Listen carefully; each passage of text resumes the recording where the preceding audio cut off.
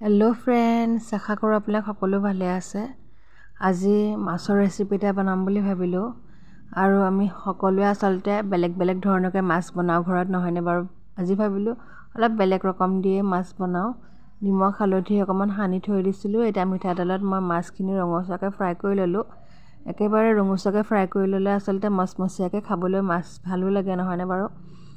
এতিয়া পেষ্টত মই পিয়াজ নহৰু আদা দিছো।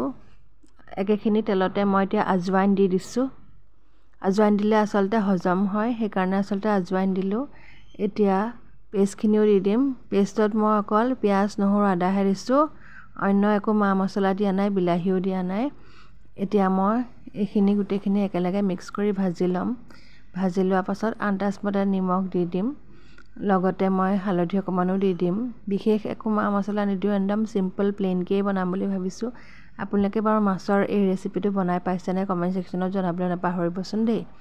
আৰু মাছৰ আসলতে কোনটো ৰেচিপি আপোনালোকে বনাই খাই ভাল পায় সেইটোও মোক জনাব। এতিয়া মই আন্দাজমতে জিৰা গুড়ি দি দিছো। অকমান সময় ভজাৰ পাছত পানীও দি দিছো।